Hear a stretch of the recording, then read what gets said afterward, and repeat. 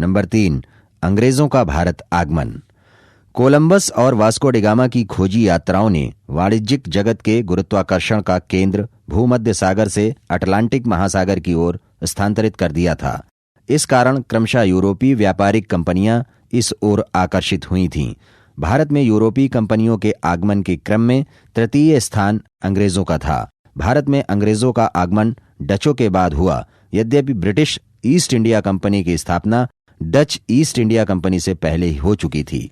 भारत में व्यापारिक लाभार्जन के उद्देश्य से भारत आने वाली कंपनियों में सर्वाधिक सफल ब्रिटिश ईस्ट इंडिया कंपनी ही रही थी। भारत आने वाला प्रथम ब्रिटिश नागरिक जॉन मिल्डेन हॉल था। यह स्थल मार्ग से 1599 ईस्वी में भारत आया था। 1599 ईस्वी में ही इंग्लैंड में मर्चेंट्स एडवेंचर्स नामक एक व्यापारिक समूह ने ब्रिटिश ईस्ट इंडिया कंपनी की स्थापना की।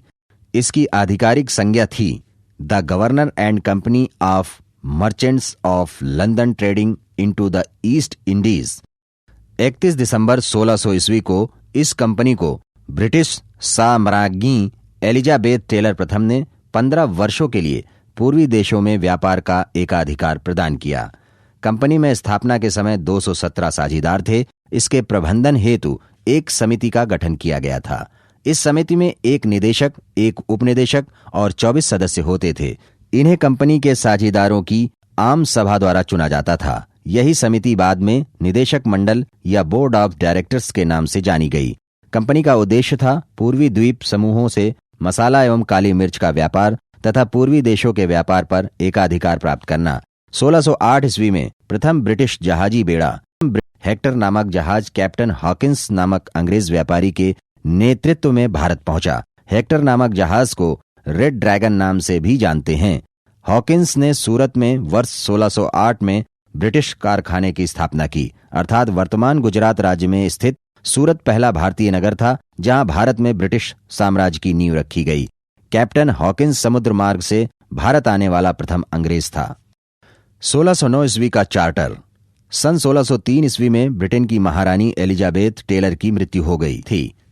जेम्स प्रथम महारानी एलिजाबेथ टेलर के उत्तराधिकारी हुए और इंग्लैंड के नए सम्राट बने।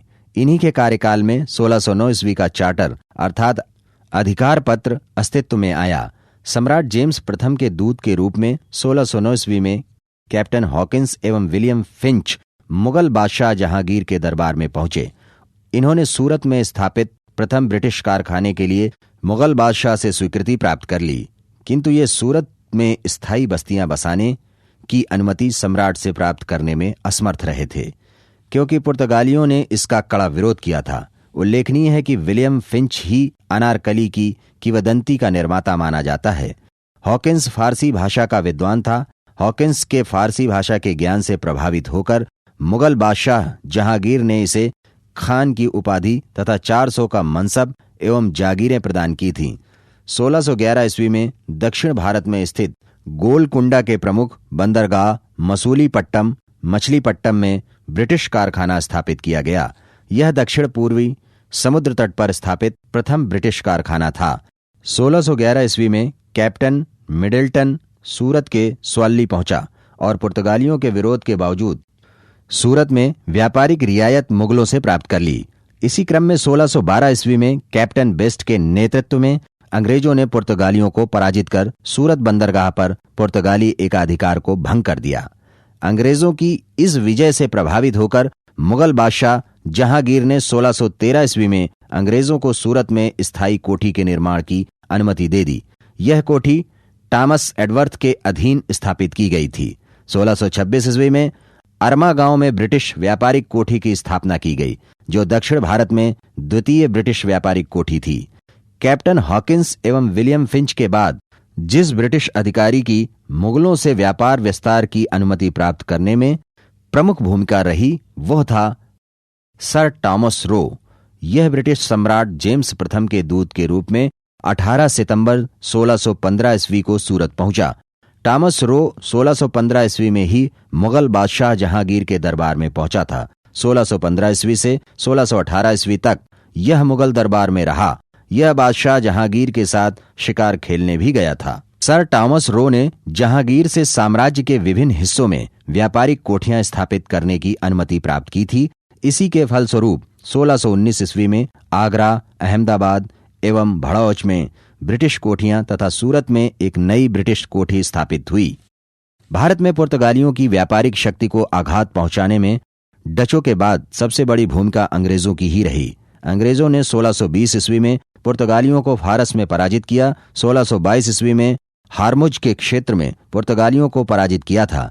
इन विजयों से 1630 ईस्वी में मैड्रिड की संधि हुई, जिससे पुर्तगालियों व अंग्रेजों के मध्य संघर्ष विराम हो गया। समुद्री मार्गों पर पुर्तगाली प्रभुत्व समाप्त हो गया। 1630 ईस्वी में पूर्वी देशों में अंग्रेजी साम्राज्य का एक बड़ा प्रशासनिक परिवर्तन किया गया।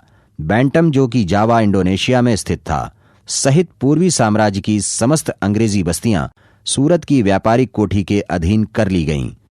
सूरत पूर्व में अंग्रेजी साम्राज्य के केंद्र के रूप में विकसित होने लगा।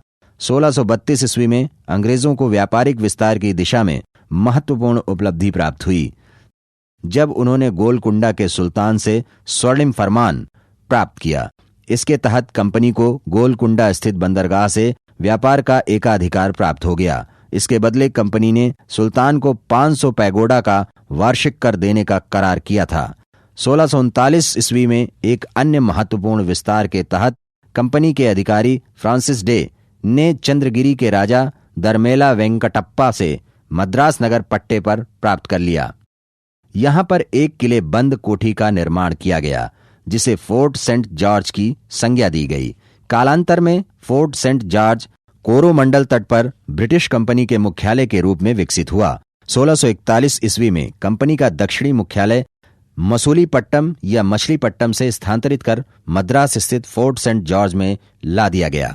1658 ईस्वी में बंगाल, बिहार, उड़ीसा तथा कोरोमंडल समुद्र तट की सभी बस्तियां फोर्ट सेंट जॉर्ज के अधीन ला दी गईं। पूर्वी तट पर प्रथम अंग्रेजी कारखाने 1633 में खोले गए, जिनमें हरिहरपुर, जो कि वर्तमान बिहार में है, तथा बालासोर, जो कि वर्तमान उड़ीसा में है।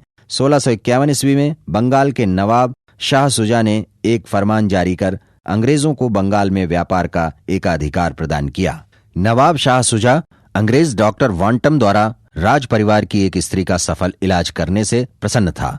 ब्रिजमैन के नेतृत्व में बंगाल के हुगली में ब्रिटिश कारखाना स्थापित हुआ, जो बंगाल में प्रथम ब्रिटिश कारखाना था। कालांतर में पटना, ढाका एवं कासिम बाजार में भी ब्रिटिश कारखाने स्थापित किए गए। 1661 ईस्वी में इंग्लैंड के सम्राट चार्ल्स द्वितीय का विवाह पुर्तगाली राजकुमारी कैथरीन ऑफ ब्रेगेंजा के साथ हुआ। इस अवसर पर चार्ल्स द्वितीय को बंबई पुर्तगालियों से दहेज में प्राप्त हुआ। चार्ल्स द्वितीय ने मुंबई 10 पाउंड के वार्षिक किराए पर ब्रिटिश कंपनी को 1668 में सौंप दिया। 1669 ईस्वी में सर जॉर्ज ऑक्सनडेन के स्थान पर गेराल्ड ओंगियर को सूरत का प्रेसिडेंट तथा बंबई का गवर्नर नियुक्त किया गया। इसे बंबई की महानता का संस्थापक माना जाता है। इसने ब्रिटिश कंपनी की संचालन समिति को लिखे पत्र में अपील की थी कि अब समय का तकाजा है कि आप अपने हाथों में तलवार लेकर अपने सामान्य व्यापार का प्रबंध करें। ओंगियर ने मुंबई में कंपनी के शांतिपूर्ण व्यापार को सुनिश्चित करने हेतु अनेक कदम उठाए। बंबई के किले की किलेबंदी एवं गोदी का निर्माण कराया। चांदी व तांबे के सिक्के ढालने हेतु टकसाल स्थापित किया।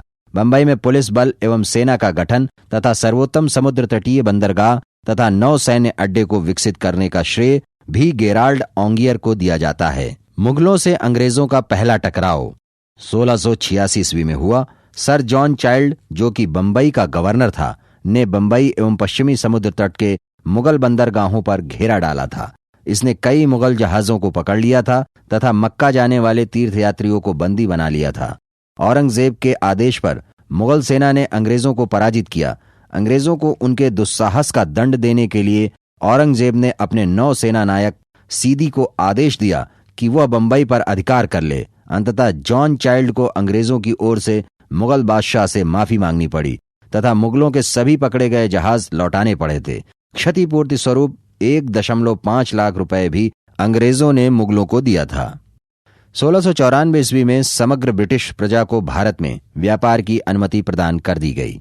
ऐसा हाउस ऑफ कॉमन्स, जो कि ब्रिटिश संसद का एक सदन है, में पारित प्रस्ताव के तहत किया गया। 1698 ईस्वी में बंगाल के सूबेदार अजीम उस शान ने 3 गांवों सूतानाती, कलिकाता एवं गोविंदपुर की जमींदारी कंपनी को सौंप दी।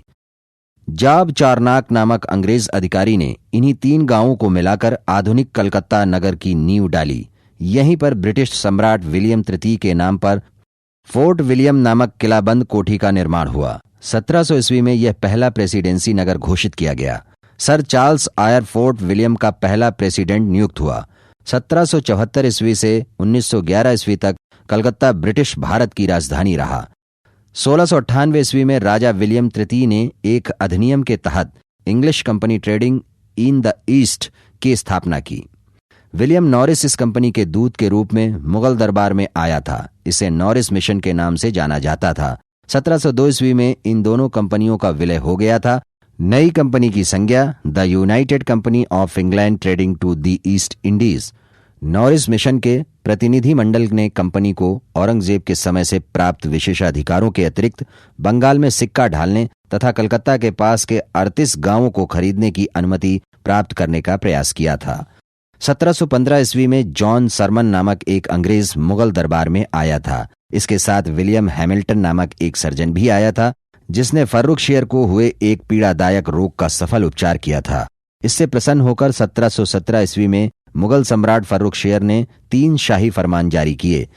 ये कंपनी के पक्ष में एक ऐतिहासिक कदम था। फरमान के तहत कंपनी को निम्न सुविधाएं प्राप्त हुई। नंबर 1, 3000 रुपये वार्षिक कर के बदले कंपनी को बिना चुंगी दिए बंगाल में व्यापार का एकाधिकार प्राप्त हुआ। नंबर 2, ईस्ट इंडिया कंपनी को सूरत, गुजरात में सभी करों से मुक्ति प्राप्त हो गई।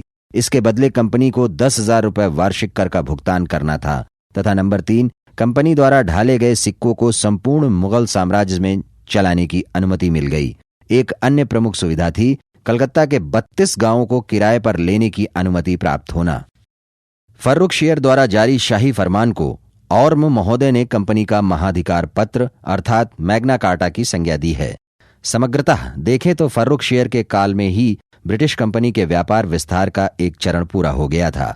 इस चरण की विशेषता ये थी कि कंपनी की नीति टकराव के बजाय राजनयिक प्रयासों तथा सुलह समझ से व्यापारिक विस्तार की अनुमति लेने और व्यापार के लिए अनुकूल माहौल बनाने की थी। अब तक कंपनी ने जो भी युद्ध लड़े वे कंपनी की व्यापारिक गतिविधियों को विघ्न रहित रखने के लिए थी। इसके बाद जब व्यापार के विस्तार का क्रम पूर्ण हो गया, कंपनी ने अपने व्यापारिक हितों को भावी काल में भी पूर्णतः सुरक्षित रखने हेतु प्रयास किए। फलतः इस काल के बाद ब्रिटिश नीति मूलतः राजनीतिक शक्ति प्राप्त कर संपूर्ण भारत पर साम्राज्यिक एकाधिकार कायम करने के उद्देश्य पर केंद्रित हो गई थी। भारत में अंग्रेजों की सफलता का प्रमुख कारण था उनकी दूरदर्शिता एवं ठोस नीति। इसमें सबसे महत्वपूर्ण तथ्य ये था कि अंग्रेज एक गतिशील जाति थे और उस काल में भौतिक सभ्यता के अग्रगामी थे। वे राष्ट्रीय गौरव से परिपूर्ण थे, जबकि उनका सामना एक ऐसे समाज से था जो अभी भी मध्ययुगीन शिथिलता और निद्रा के दौर से बाहर नहीं आ पाया था। राष्ट्रीय भावना जैसी आधुनिक प्रवृत्ति से उनका कोई लगाव न था। ये क्षेत्र जाति, धर्म आदि विभिन्न भेदों में बटा हुआ एक विभाजित समाज था। वास्तव में भारत सभ्यता की दौड़ में यूरोप से बहुत पीछे रह गया था और यही कारण है कि समय रहते आसन्न खतरे को भारतीय भांप नहीं सके, न ही भारतीय राजा एकजुट होकर इस साझा चुनौती का सामना कर सके।